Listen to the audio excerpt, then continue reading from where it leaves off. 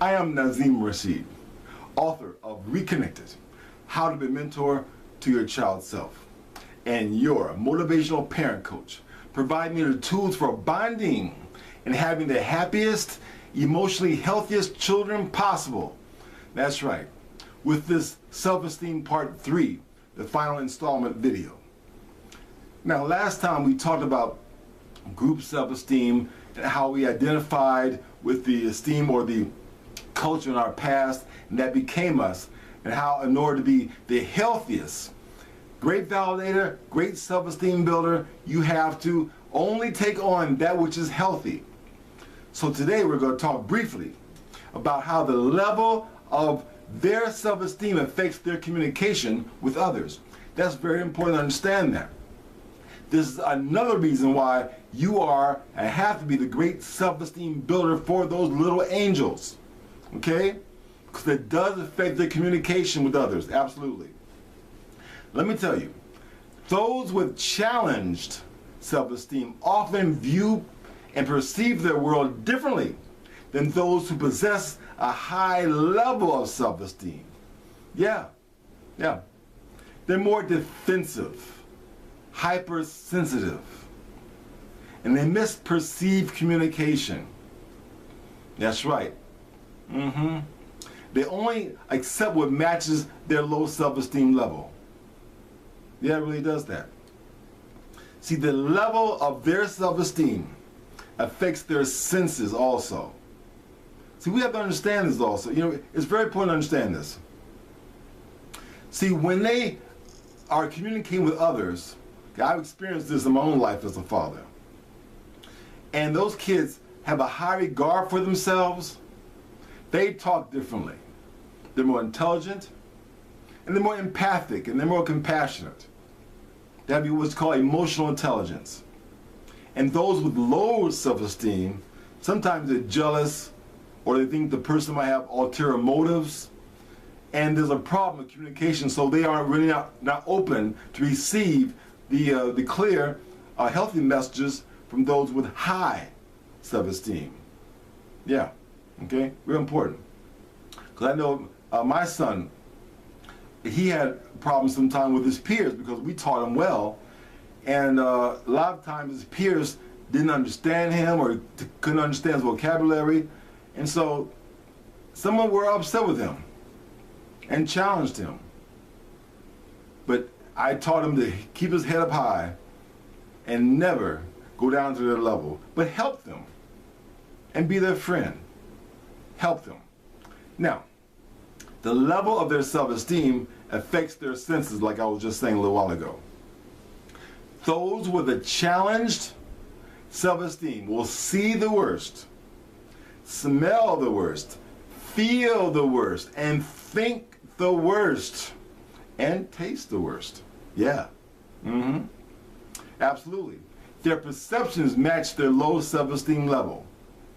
You know, like say for instance, one time when I was director of a youth program in Oakland, California, we took kids out to different kinds of restaurants. And because many of them have never been out of the hood, when we took them to a Japanese restaurant or a Thai restaurant, they were suspicious, and they did not like the food even before they saw it. They didn't like the smells. They didn't like the way it looked on the menu. They couldn't understand what was on the menu. So they had a negative perception from the start because of their challenged self-esteem. See, that's why they're in a program. That didn't last long though, however. No. So we had to help them out with that. But it does that.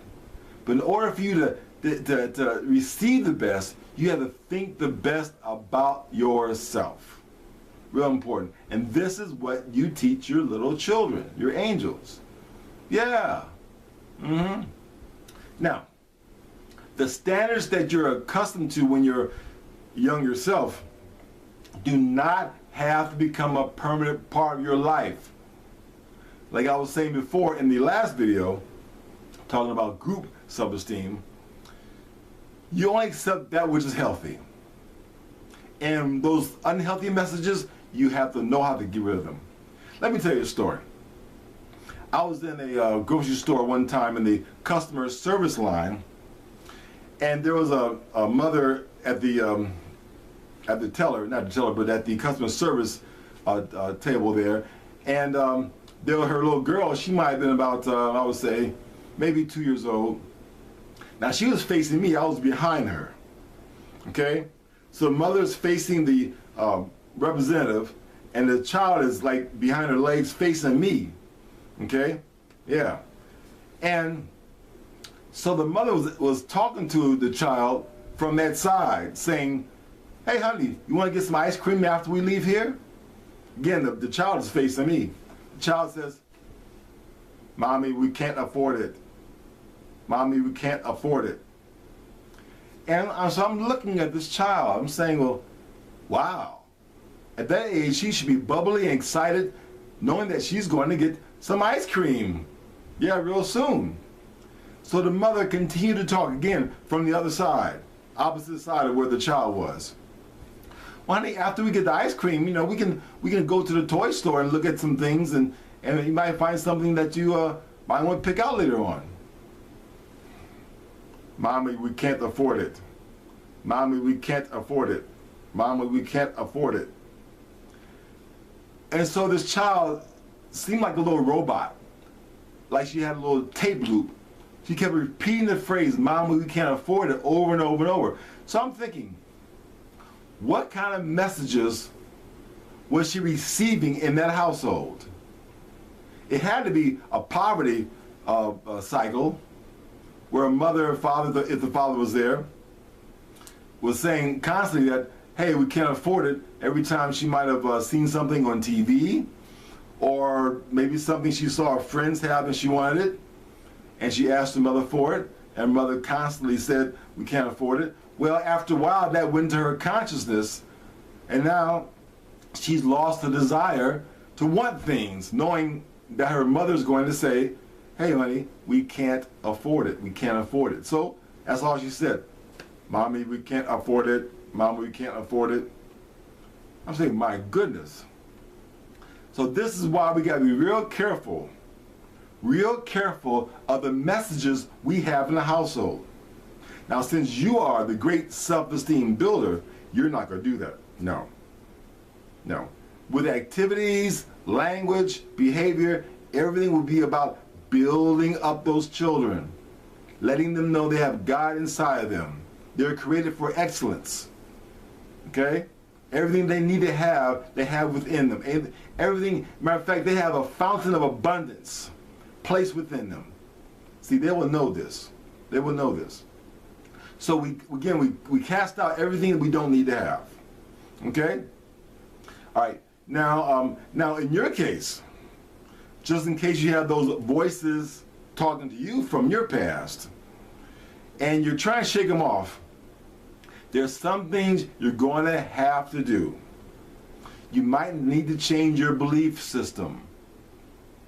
If you're still having the same beliefs now as you did then, and back then did not result in you having a healthy disposition and a healthy attitude toward yourself and life, you might need to change your belief system. Okay? You might need to change your religion. Might be one and the same, not necessarily. See, we accept only that which works for us now and for our role as being our super parents. Okay? Your self-talk definitely has to change. Self-talk, absolutely. We're going to talk more about that too in this series. Friends, naturally, yes.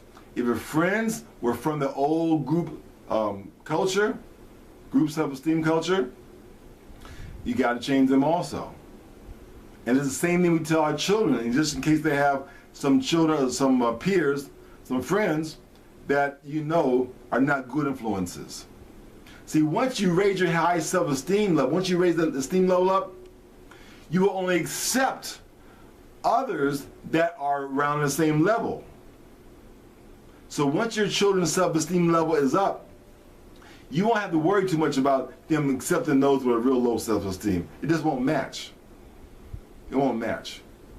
And especially at the age of 10, I call it the age of conformity, when those children like to be like their peers. They're afraid to change. Matter of fact, a lot of times when I was teaching 10-year-olds, and I would teach them leadership skills, they'll be afraid to use them because they might say, well, my friend doesn't know this. They don't know these things, Mr. Rashid. They don't know this. And they're afraid of being different. So instead of owning and internalizing the leadership skills, they just rather be along with the crowd. You see, so that's why it's important for you as a parent to constantly build them up, let them know they're better than that. Yes, they're better than that. They have God within them. They have divine strength in them. So as they internalize that high level of self-esteem, they naturally will attract others with esteem similar. Absolutely. So now you might need to change your habits. Yeah. See, everything that came out of that old group self-esteem environment that does not serve your higher self, you have to get rid of. So that if that means changing your habits, that means changing your habits. Absolutely. And also your recreational activities. Those things might have to change too. You know, environment, all those things. You see, even though, you know, we love going to family reunions sometimes those family reunions can be a reminder of our dark past. They have the old language, old biased jokes, and kind of a depraved kind of, you know, environment. And so if we feel we have to be involved in that sometimes on certain holidays, we have to be very careful, have like a bubble around us that it doesn't affect us. We're cordial, but we can't join in those negative conversations or those biased jokes. So we can't get involved in that. We have to show an example of something else. And hopefully we can influence some of them to be on our side. A lot of them are alcoholics. You see, you might have drank yourself, but you don't drink anymore. So you're not part of that anymore. So they offer you, you know, alcohol, and if you're a moderate drinker, you might take a little bit. But it just all depends on your situation. If you come from addiction, you say, no, I'll take a Coca-Cola, or I'll take some water instead, or some juice, and be okay with that. Don't feel any pressure whatsoever. So we got to guard our environment. Matter of fact, the word environment means what surrounds the mind. What surrounds the mind. So we have to watch what surrounds our mind. The healthiest we can have ourselves, or the healthier we can be, we can pass it on easily to our little ones. All right? So they can have the same kind of positive atmosphere around them all the time, and they take that with them everywhere they go. So we got to watch what we allow into our consciousness. That means the music, you know, that means that the social activities, everything we're involved in, we have to watch it and ask ourselves, is this adding to or taking away from the healthy ideals that I'm now subscribing to, that I'm going to pass on to my little ones? If the music you used to like is detrimental, has harmful lyrics in them, we're not going to listen to those anymore.